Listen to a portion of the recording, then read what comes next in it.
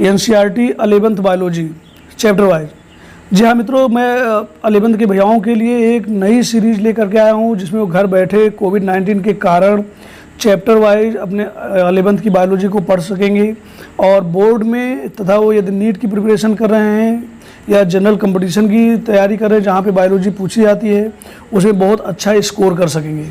तो आइए शुरू करते हैं एक नई सीरीज़ 11th बायोलॉजी की जो NCERT बेस्ड है पूरी तरह से, और इसमें आपको चैप्टर वाइज क्वेश्चन भी मिल जाएंगे।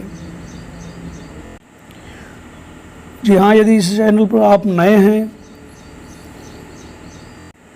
जी हाँ मित्रों, यदि इस चैनल पर आप नए हैं तो आप इस चैनल को सब्सक्राइब करके और बेल आइकन को प्रेस करके इससे संबंधित सभी वीडियो की अपडेट आप प्राप्त कर सकते हैं, जो आपको डेली सायं 7 से 7:30 बजे के बीच में डेली वीडियोस मिलते रहते हैं। अब यहाँ थोड़ा सा हम लोग इसका सिलेबस देखेंगे। ये 11th का सिलेबस है थ्योरेटिकल। इसमें आपका सबको पता ही है 100 अंकों का प्रश्न पत्र होता है, 17 मार्क्स का आपका लिखित होता है 70 का, और 30 इसमें आपका प्रैक्टिकल बेसिस होता है। जनरल इसमें 5 यूनिट शो किया गया है। आप देख सकते हैं यहाँ सजीव जगत की विविधता, जंतुओं पौधों की संरचनात्मक संगठना, कोशिका संरचना और कार्य, और प्लांट फिजियोलॉजी और एनिमल फिजियोलॉजी इसमें आपका है। आप देख सकते हैं प्रत्येक यूनिट में कितने मार्क्स कवर करते हैं, जैसे फर्स्ट में 7, सेकंड में 12, थर्ड में आपके यहाँ पे 15 मार्क्स हैं, और फोर्थ में 18 और फिफ्थ। तो फिफ्थ जो यूनिट है वो सिमिलर इंपॉर्टेंस रखती है इसमें। और आगे देखते हैं थोड़ा सा प्रत्येक यूनिट में कितने चैप्टर्स हैं। जैसे यहाँ फर्स्ट यूनिट है आपकी सजीव जगत की विविधता, जिसमें आप देख सकते हैं जनरली 4th यूनिट है सजीव जगत, जीव जगत का वर्गीकरण, वनस्पति जगत और जंतु जगत। और आगे चलेंगे हम लोग सेकेंड यूनिट, तो जंतुओं और पौधों की संरचनात्मक संगठना। तो यहाँ एक बार थोड़ा देख लें कौन कौन से चैप्टर आपको पढ़ने हैं। पुष्पी पौधों की शारीरिकी, पुष्पी पौधों की आकार की, जंतुओं की संरचनात्मक संगठना। और थर्ड यूनिट में हम लोग चलेंगे तो यहाँ पे ये मेजर रोल प्ले करता है आपके कंपटीशनों में सेल, कोशिका एवं कार्य, कोशिका जीवन की इकाई, जैविक अणु, कोशिका चक्र एवं कोशिका विभाजन। और फोर्थ यूनिट में पौधों में परिवहन, transport in plant, mineral nutrition, खनिज पोषण जिसे आप कहते हैं, उच्च पादपों में प्रकाश संश्लेषण, पौधों में श्वसन, पादप वृद्धि एवं परिवर्धन। इसमें 5 यूनिट थी और 5 चैप्टर्स थे। नंबर 5 मानव कार्य की, इसमें आप पाचन एवं अवशोषण पढ़ेंगे, और साथ ही साथ श्वसन एवं गैसों का विनिमय, परिसंचरण एवं देह तरल, उत्सर्जी उत्पाद एवं निष्कासन। और आगे चलते हैं 3 चैप्टर्स और हैं इसमें, गमन एवं संचलन, तंत्रिकी नियंत्रण एवं समन्वयन, रासायनिक समन्वय एवं नियंत्रण। बिना समय गंवाए हम लोग चलते हैं आगे और थोड़ा सा आज ही शुरू करते हैं फर्स्ट चैप्टर के अंतर्गत। इसके अलावा आपका प्रैक्टिकल होता है 30 मार्क्स का, जिसके लिए पावर मिला होता है आपके विद्यालय के, जो 30 मार्क्स आपको देता है। अब यहाँ पे हम लोग थोड़ा शॉर्टकट में ये देखने का प्रयास करेंगे, और इससे आपका 1 नंबर 100% कवर होगा। अक्सर इससे संबंधित एक प्रश्न जरूर पूछा जाता है। तो आधुनिक जगत वर्गीकरण के अंतर्गत या आधुनिक वर्गीकरण के अंतर्गत 2 से 6 जगतों में संपूर्ण जीव जगत को डिवाइड किया गया है, चाहे वो प्लांट हो, चाहे एनिमल हो, चाहे माइक्रोब्स हों। तो यहाँ पे एक क्वेश्चन आपसे अक्सर पूछा जाता है, जैसे ये द्विजगत पद्धति है। मैंने हिंदी में बात की, हिंदी इंग्लिश बोथ मीडियम में आपको इसमें सारा मटेरियल मिलने वाला है। तो द्विजगत पद्धति या डबल किंगडम आप बोलते हैं। ये लीनियस साहब ने ये दिया था 1735 में, और इसमें वेजिटेबिलिया या एनिमेलिया इसके अंतर्गत 2 किंगडम आते हैं। और 3 किंगडम माने 3 जगत पद्धति किसने दिया? हेकल साहब ने दिया था। हेकल साहब ने 1866 में इन्होंने 3 किंगडम कौन कौन से बताए? प्रोटिस्टा, प्लांटी और एनिमेलिया। और इसके अलावा चैतन, ये मित्रों इसमें जो भी आपको पढ़ाई कराई जाएगी टेबल के माध्यम से समराइज करके और नोट्स के माध्यम से, जिससे आप कम समय में अधिक से अधिक सामग्री क्वालिटेटिव माने कंटेंट आपको मिल सके। और आसानी से आपको ये टेबल नहीं मिलेगी, मैंने डिज़ाइन किया, आप आसानी से यहाँ से अध्ययन कर सकते हैं। तो हेकल साहब ने 3 किंगडम दिया, जिसमें प्रोटिस्टा, प्लांटी और एनिमेलिया है। चैतन ने 1925 में 2 एम्पायर्स में इसे डिवाइड किया, जिसे आप प्रोकैरियोटा और यूकैरियोटा बोलते हैं। और कोपलैंड साहब ने 4 किंगडम की पद्धति दी, 4 किंगडम सिस्टम, जिसे उन्होंने 1938 में प्रतिपादित किया। इसमें फर्स्ट नंबर पे है मोनेरा, सेकंड है प्रोटोटिस्टा, थर्ड है प्लांटी और फोर्थ है एनिमेलिया। और सबसे ज़्यादा इंपॉर्टेंस रखता है, जिसका आज हम लोग इसमें डिस्कशन भी करने वाले हैं, विटेकर साहब के द्वारा दिया गया 1969 में 5 किंगडम सिस्टम, 5 जगत पद्धति। ये आप लोग अक्सर पढ़ते भी हैं, मोनेरा, प्रोटिस्टा, प्लांटी, फंगी या एनिमेलिया। इसके अलावा 3 डोमेन्स के बारे में भी बात होती है। इससे पहले 3 डोमेन्स आया था जिसे ऊज इट एल साहब ने 1990 में दिया था। यहाँ पे जनरली 3 हैं इसमें डोमेन्स, बैक्टीरिया, आर्किया, यूकार्या। तो ये 3 डोमेन्स हैं इसके। कभी कभी पूछा जाता है कौन कौन से 3 डोमेन हैं और किसने प्रतिपादित किया, तो ऊज इट एल ने, और किस ईयर में किया, 1990 में किया है। और 6 किंगडम की बात करते हैं तो इसे कैवलियर और स्मिथ साहब ने 1998 में प्रतिपादित किया। कौन कौन से 6 किंगडम हैं यहाँ पे? फर्स्ट नंबर पे है बैक्टीरिया, सेकंड नंबर पे है प्रोटोजोआ, थर्ड नंबर पे है Chromista, fourth number Plantae, fifth number पे आपका फंगी और 6 नंबर पे है एनिमेलिया। तो ये 6 जगत पद्धति है। इसका आप स्क्रीनशॉट लेकर के नोट्स प्रिपेयर कर सकते हैं कि 2 जगत पद्धति, 3 जगत पद्धति, 4 जगत पद्धति, 5 या 6 जगत पद्धति किसने दिया। तो आइए देखते हैं अब इसमें मुख्य रूप से 5 जगत पद्धति के बारे में हम लोग। 5 जगत पद्धति के कैरेक्टर्स जो हैं अक्सर आपसे पूछे जाते हैं, कभी कभी उसके एग्जाम्पल भी पूछे जाते हैं। तो यहाँ पे उसका हम लोग कंपैरेटिव स्टडी करके देखते हैं, जिससे थोड़ा सा आपके लिए ईजी हो जाएगा। तो यहाँ पे जनरली देख सकते हैं आप 5 जगत पद्धति में 5 किंगडम कौन कौन से हैं? मोनेरा, प्रोटिस्टा, फंगी, प्लांटी और एनिमेलिया। तो यहाँ पे सबसे पहले उनके कैरेक्टर का बेस दिया गया, किस बेसिस पे ये कैरेक्टर्स हैं। तो सबसे पहले टाइप ऑफ सेल दिया है, तो किस प्रकार की सेल किस में पाई जाती है। जनरली सेल 2 प्रकार की होती है, प्रोकैरियोटिक और यूकैरियोटिक। अभी नेक्स्ट वीडियो हम लोग देखेंगे कोशिका जो 2 प्रकार की है उसके उनमें क्या डिफरेंस है, उनके क्या कैरेक्टरिस्टिक है। तो जो मोनेरा होता है उसी में केवल प्रोकैरियोटिक कोशिका होती है, बाकी सभी में यूकैरियोटिक कोशिका होती है। प्रोकैरियोटिक कोशिका जो है ग्रीक भाषा के 2 शब्दों से मिलकर बना है, प्रो प्लस कैरियान। प्रो माने होता है प्रिमिटिव और कैरियान माने होता है न्यूक्लियस माने केंद्रक। माने ऐसी कोशिका जिसमें प्रिमिटिव न्यूक्लियस पाया जाता है, आद्य केंद्रक पाया जाता है, वो कहलाती है आपकी प्रोकैरियोटिक सेल। और यूकैरियोटिक भी ग्रीक भाषा के 2 शब्दों से मिलकर बना हुआ है, यू प्लस कैरियान। यू माने होता है ट्रू और कैरियान का मीन होता है न्यूक्लियस। तो ट्रू न्यूक्लियस माने ऐसी कोशिकाएं जिनमें सत्य केंद्रक पाया जाता है, उसे आप बोलते हैं यूकैरियोटिक कोशिका। तो ये जनरली 2 प्रकार की यहाँ पे कोशिकाएं हैं, प्रोकैरियोटिक और यूकैरियोटिक। तो आप यहाँ बहुत आसानी से तैयार कर सकते हैं कि मोनेरा में प्रोकैरियोटिक कोशिकाएं होती हैं, बाकी चारों जगत में यूकैरियोटिक कोशिकाएं होती हैं। अब हम लोग सेल वॉल की बात करते हैं, कोशिका भित्ति किसमें कैसे होती है।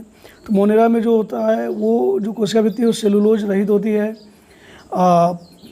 बहुसर्कराइड आप इसे कह सकते हैं, प्लस एमिनो अम्ल। माने इसमें जो कोशिका भित्ति होती है सेलुलोज उसमें नहीं पाया जाता है, प्लस एमिनो अम्ल इसमें उपस्थित नहीं होता है। अब यूकैरियोटिक की बात हम लोग करेंगे तो यूकैरियोटिक में कुछ में जो सेलुलोज है या अमीनो अम्ल जो हैं ये उपस्थित होते हैं कुछ में। और यूकैरियोटिक इसमें फंजाई में कोशिका भित्ति में सेलुलोज उपस्थित होता है, बाकी सब इसमें भी उपस्थित होता है। और जो एनिमेलिया है उसमें कोशिका भित्ति होती ही नहीं है। अभी हम लोग जंतु कोशिका वनस्पति कोशिका में अंतर देखेंगे तो वहाँ कोशिका भित्ति एब्सेंट होती है, तो उसमें ये भी एब्सेंट रहेगा, सेलुलोज भी। अब हम लोग जो केंद्रक होता है न्यूक्लियस उसकी मेम्ब्रेन की बात करेंगे यहाँ पे। तो मोनेरा में आद्य केंद्रक पाया जाता है, आपको पहले बताया गया, तो उसमें सेल वॉल होती ही नहीं है। बाकी सभी में जो केंद्रक होता है उसका मेम्ब्रेन जो है न्यूक्लियर मेम्ब्रेन सब में उपस्थित होता है। अब हम लोग इसे शरीर की संरचना की बात करेंगे, बॉडी स्ट्रक्चर की। तो मोनेरा में सेलुलर होता है, इसमें भी जनरली सेलुलर होता है, माने यूनिसेलुलर आप कह सकते हैं, एक कोशिकीय होता है। बाकी इसमें बहुकोशिकीय होता है और इसमें ऊतक होते हैं अदृढ़। और इसमें प्लांट की बात करें तो ये जो कोशिकाएं हैं ऊतक या अंग में कन्वर्ट हो जाती हैं। और यहाँ पे एनिमेलिया में जिसके अंतर्गत हम लोग आते हैं, इसमें ऊतक अंग या अंग तंत्र का फॉर्मेशन बॉडी स्ट्रक्चर के अंतर्गत हो जाता है। अब हम लोग इनके न्यूट्रिशन मैथडोलॉजी ऑफ न्यूट्रिशन, इनके पोषण की विधि की बात यदि करें तो जो मोनेरा होते हैं ये स्वपोषी होते हैं। रसायन स्वपोषी में कैसे होते हैं? रसायन संश्लेषी, माने रसायन की सहायता से अपना भोजन बनाते हैं। कीमो सिंथेटिक इन्हें आप कहेंगे, फोटोसिंथेटिक कहेंगे, प्रकाश संश्लेषी, प्रकाश की उपस्थिति में अपना भोजन बनाते हैं, इसलिए ये स्वपोषी कहलाते हैं। तथा परपोषी भी इनमें कुछ जंतु होते हैं, कुछ मृतोपजीवी भी होते हैं। परपोषी का मतलब जो दूसरों से अपना भोजन प्राप्त करते हैं, ऐसे जीव जो होते हैं परपोषी कहलाते हैं। मृतपोषी या मृतोपजीवी किसे कहते हैं? ऐसे जीव जंतु जो मृत या सड़ी गली कार्बनिक वस्तुओं से अपना भोजन अवशोषित कर ले या प्राप्त कर ले, वो मृतपोषी या मृतोपजीवी कहलाते हैं। और नेक्स्ट बात हम लोग करते हैं परजीवी, नाम से ही पता चल रहा है, पैरासिटिक माने जो दूसरों पे जीवन यापन करते हों वो परजीवी कहलाते हैं। अब प्रोटिस्ट तीनों आपने यहाँ पे देख लिया कि मृतपोषी, परजीवी या प्रकाश संश्लेषी या परपोषी भी किसे कहते हैं, आपने सबकी डिफिनीशन यहाँ थोड़ी सी देख ली। आगे और भी चैप्टर्स में मिलेंगे, वहाँ हम लोग इसको डिटेल में देखेंगे।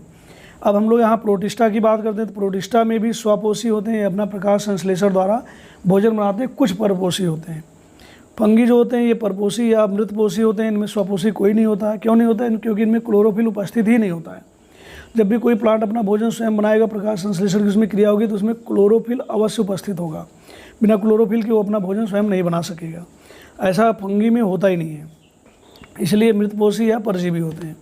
प्लांटी की बात करें तो प्लांटी में सारे प्लांट आते हैं आपके ग्रीन प्लांट्स, ये स्वपोषी होते हैं, प्रकाश संश्लेषी होते हैं। तो आपको पहले से ही पता होना चाहिए कि इनमें क्लोरोफिल उपस्थित होता है, बहुतायत में उपस्थित होता है। एनिमेलिया जिसके अंदर आप लोग आते हैं, तो ये परपोषी होते हैं। प्राण संभोजी माने जैसे प्राणी भोजन करते हैं, पूरा खाते हैं, उस तरह से प्राणी संभोजी होते हैं। मृतपोषी भी होते हैं, इसमें बहुत अपवाद के रूप में कुछ प्रजातियाँ हैं जो मृतपोषी होती हैं। अब हम लोग थोड़ा रिप्रोडक्शन का यहाँ पर मेथोडोलॉजी देखेंगे, प्रजनन की विधि। तो मोनेरा में संयुग्मन के द्वारा माने दो कोष के आपस में संयुग्मित होकर के नया प्लांट बनाती हैं या नया जंतु बनाती हैं। प्रोटिस्टा में युग्मक संलयन एवं संयुग्मन होता है, और फंगी में फर्टिलाइजेशन होता है, और नेक्स्ट चलेंगे प्लांटी में भी निषेचन होता है, और नेक्स्ट चलते हम लोग एनिमेलिया में भी निषेचन होता है। तो यहाँ पे हम लोगों ने 5 प्रकार के प्लांट देख लिए हैं। इनका एग्जाम्पल आपको स्वयं सर्च करना है। यदि आपको नहीं मिल पाता 5 का एग्जाम्पल या जो भी आपने वीडियो में देखा, इससे संबंधित कोई परेशानी है तो आप हमें कमेंट करके पूछ सकते हैं। अब हम लोग थोड़ा सा बेसिक देख लेते हैं कि बहुत सारे जो ब्रांचेस हैं बायोलॉजी की वो क्या है, क्योंकि बिना बेस के कोई बिल्डिंग प्रिपेयर नहीं हो सकती है। अभी तक आप लोग विज्ञान के रूप में हाई स्कूल तक इसको पढ़ते रहे। अब आगे हम लोग चलेंगे तो विज्ञान को हम लोग सुविधानुसार 2 भागों में बांट सकते हैं। यहाँ पे एक तो आप बोलेंगे इसे भौतिक विज्ञान, फिजिकल साइंस, प्रकृति में उपस्थित सभी निर्जीव वस्तुओं का अध्ययन विज्ञान की इसी शाखा के अंतर्गत आप लोग करते हैं। इसे निम्नलिखित भागों में बांट सकते हैं, केमिस्ट्री, फिजिक्स, जियोलॉजी या एस्ट्रोनॉमी में हम लोग इसे डिवाइड कर सकते हैं। अब आगे चलते हम लोग बायोलॉजी की बात करते हैं। दूसरा भाग जो इसका है बायोलॉजी, फिजिक्स के अलावा बायोलॉजी। तो ऐसे प्रकृति विज्ञान के इस भाग में सजीवों का हम लोग अध्ययन करते हैं। अध्ययन की सुविधा के अनुसार इस विज्ञान को हम लोग 3 भागों में बांट सकते हैं। तो सबसे पहले यहाँ देखते हैं जूलॉजी। जूलॉजी जो है आप देख इस समय संसार में जंतुओं की लगभग इतनी प्रजातियाँ आप देख सकते हैं। तो 14,13,000 जातियों की खोज हो चुकी है जंतु विज्ञान के अंतर्गत। और जूलॉजी जो है ग्रीक भाषा के 2 शब्दों से मिलकर बना होता है। जून का मतलब होता है एनिमल, लोगोस माने होता है अध्ययन, स्टडी। तो ऐसा विज्ञान जिसके अंतर्गत हम लोग जंतुओं का अध्ययन करते हैं वो कहलाता है जूलॉजी। और इसका खा के अंतर्गत हम लोग देखेंगे बॉटनी, दूसरे भागों में से बांटा गया। बॉटनी में विज्ञान की भाषा का जिसके अंतर्गत हम विभिन्न प्रकार के पेड़ पौधों का अध्ययन करते हैं वो वनस्पत विज्ञान कहलाता है, बॉटनी कहलाता है। इस शब्द की उत्पत्ति ग्रीक भाषा के बोटेन शब्द से हुई है, जिसका अर्थ होता है हर्ब या प्लांट। और आगे हम लोग चलते हैं, इसको 3rd भाग में डिवाइड किया गया है, जिसे आप बोलते हैं माइक्रोबायोलॉजी, सूक्ष्म जैविकी। तो विज्ञान की शाखा के अंतर्गत हम उन जीवों का अध्ययन करते हैं जिन्हें हम नग्न आँखों से नहीं देख सकते। जैसे इस समय कोविड-19 का मामला चल रहा है, वायरस, फंगी, वायरस, बैक्टीरिया, ये माइक्रोब्स में आते हैं जिन्हें हम नेक्ड आई से नहीं देख सकते, केवल माइक्रोस्कोप की सहायता से ही देख सकते हैं। प्लस यहाँ बहुत सारे और उदाहरण दिए हैं, जैसे यहाँ पे आप देख सकते हैं फंगी है, एल्गी है, बैक्टीरिया है, वायरस है। तो ये सब माइक्रोबायोलॉजी के अंतर्गत आते हैं। अब यहाँ हम लोग जीव विज्ञान की कुछ शाखाएँ देखेंगे बेसिक रूप में, कम समय में ही, ज़्यादा समय आपका यहाँ पे नहीं जाने वाला है। तो यहाँ पे देखते हैं जीव विज्ञान की शाखाएं जो है इनको कई आधारों पे बांटा गया। इसमें पहला बेस दिया गया है मौलिक या सैद्धांतिक जीव विज्ञान, जिसे प्योर बायोलॉजी आप बोलते हैं। तो जीव विज्ञान की शाखा के अंदर हम जीवों के स्वभाव, शारीरिक रचना, उनका वातावरण के साथ पारस्परिक संबंध, उनके विकास, भौगोलिक वितरण इत्यादि के अध्ययन करते हैं। संविधानानुसार मौलिक जीव विज्ञान को निम्नलिखित भागों में या आप कह सकते हैं मुख्य शाखाओं में बांटा गया है। जैसे सबसे पहले देखते हैं हम लोग मार्फोलॉजी क्या होता है। तो इस शाखा के अंतर्गत जीवधारियों की बाह्य आकृति का अध्ययन किया जाता है। शरीर की, इसे इंग्लिश में आप बोलेंगे एनाटॉमी। तो इस शाखा के अंतर्गत जीवधारियों की आंतरिक संरचना का अध्ययन किया जाता है। हिस्टोलॉजी शब्द आता है, बहुत सारे शब्द आपको भी मिलते रहेंगे, तो इनके बारे में हम लोग थोड़ा सा पहले से पता होना चाहिए। हिस्टोलॉजी में इस शाखा के अंतर्गत सूक्ष्मदर्शी की सहायता से जीव के शरीर की ऊतक का हम लोग अध्ययन करते हैं। कोशिका विज्ञान, जिसमें हम लोग सेल का अध्ययन करेंगे, तो इसके अंतर्गत जीवधारियों की सबसे सूक्ष्म संरचनात्मक या क्रियात्मक इकाई कोशिका का तथा उसके अंगों का अध्ययन किया जाता है।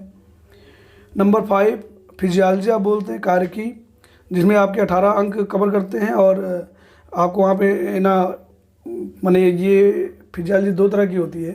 एक तो होती है प्लांट फिजियोलॉजी जो आपके यहाँ 4th यूनिट के रूप में, जिसमें 18 मार्क्स आपके कवर करते हैं, और प्लांट फिजियोलॉजी में 18 मार्क्स। तो फिजियोलॉजी में हम लोग अध्ययन क्या करते हैं, जीवधारियों के विभिन्न अंगों की कार्य प्रणाली तथा उनके मध्य पारस्परिक संबंधों का अध्ययन इस शाखा के अंतर्गत आप करेंगे। वर्गीकरण क्या है, टैक्सोनॉमी, जिसमें अभी थोड़ा सा हम लोगों ने वर्गीकरण देखा। तो जीवधारियों की वर्गीकरण संबंधित शाखा वर्गीकरण कहलाती है, जिसमें अभी हम लोग 6 किंगडम 5 किंगडम का हम लोगों ने अभी अध्ययन किया। नंबर 7 इकोलॉजी, जीवधारियों तथा उनके वातावरण के पारस्परिक संबंधों का अध्ययन इसमें आता है। पारिस्थितिकी के अंतर्गत हम लोग इसका करते हैं। इकोलॉजी आपके one day exam, railway, SSC, banking, civil services के लिए बहुत ही इंपॉर्टेंस रखता है, जहाँ पे सामान्य विज्ञान के रूप में बहुत ज़्यादा पूछा जाता है।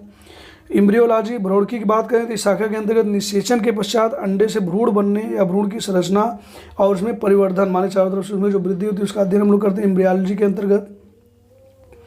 अनुवांशिकी की बात करें, इसके अंतर्गत जीवों के अनुवांशिक लक्षणों में विभिन्नताओं तथा इनकी वंशागति एवं इनसे संबंधित नियमों का अध्ययन हम लोग करते हैं। इवोल्यूशन, जैव विकास, एक कोष की जीवों से बहुकोष की जीवों के विकास की क्रियाविधि तथा विकास के सिद्धांतों का अध्ययन विज्ञान की शाखा में हम लोग करते हैं। मित्रों, इससे पहले भी बहुत सारे वीडियो इंटर फाइनल के भी बने हुए हैं। यदि आप कंपटीशन नीट की तैयारी करें तो आप हमारे चैनल के प्लेलिस्ट से जा करके वहाँ से बहुत सारे वीडियो देख सकते हैं, और कोई आपका प्रश्न हो तो आप कमेंट के रूप में छोड़ सकते हैं, जिसका आंसर आपको मिल जाएगा। नेक्स्ट 11 नंबर चलते हैं, जीवाश्म विज्ञान, पैलियोंटोलॉजी इसे बोलते हैं। संसार से विलुप्त जीवधारियों के अवशेषों, जिनको जीवाश्म आप कहते हैं, इस शाखा के अंतर्गत अध्ययन किया जाता है। ये मित्रों मैं आपको ऐसे बता सकता हूँ, लेकिन यहाँ पे आपको नोट्स के रूप में मैंने ये भी प्रोवाइड करा दिया, आप स्क्रीनशॉट लेके इसको नोट कर सकते हैं, रख सकते हैं, सेव कर सकते हैं। बायोजियोग्राफिक बात करते हैं, विज्ञान इस शाखा के अंदर जीवधारियों का पृथ्वी पर वितरण तथा उन पर पड़ने वाले वातावरणीय प्रभावों का आप अध्ययन करते हैं इसमें। मॉलिक्यूलर बायोलॉजी, इसके अंदर जीवधारियों के शरीर का आणविक स्तर या रासायनिक अध्ययन किया जाता है। और जैव रासायनिक बायोकेमिस्ट्री आप बोलते हैं, इसके अंतर्गत हम जीवों के शरीर में होने वाले विभिन्न रासायनिक अभिक्रियाओं का अध्ययन करते हैं।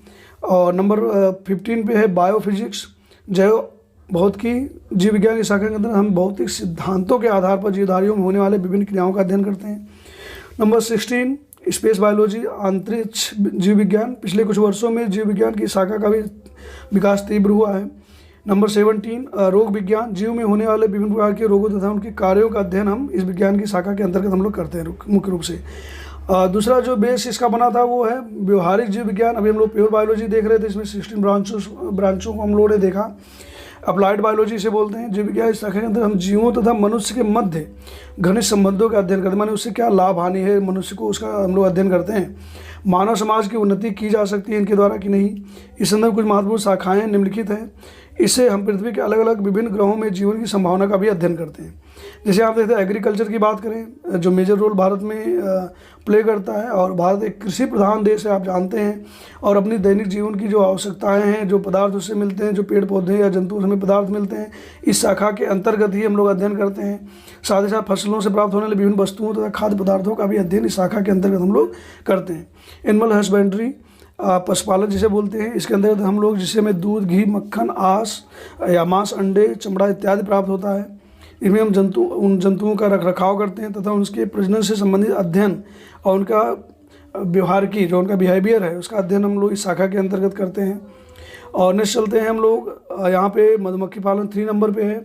एपीकल्चर, ये भी बहुत मेजर रोल प्ले करता है। इसमें 80 प्रकार की औषधियाँ पाई जाती हैं, माने एंजाइम्स पाए जाते हैं। शहद तथा मोम प्राप्त करने के लिए मधुमक्खियों की विभिन्न प्रजातियों के पालन का अध्ययन इस विशेष शाखा के अंतर्गत किया जाता है। फॉरेस्ट्री, वन विभाग की बात करें, जो पूरा हमारा इन्वायरमेंट जिसमें आता है, तो इस शाखा के अंदर मनुष्य के लिए उपयोगी वन पादपों के बेहतर संरक्षण का अध्ययन किया जाता है। मेडिकल साइंस को नकारा नहीं जा सकता। विभिन्न रोगों के कारकों का अध्ययन, जैसे इसमें जो रोग आपका कोविड-19 है उसके बहुत सारे उसके फैक्टर आपको पता चला कौन वायरस है, अब उसके रोकथाम के उपाय ढूंढे जा रहे हैं, वैक्सीन प्रिपेयर की जा रही है, तो चिकित्सा विज्ञान के अंतर्गत ये सब आता है।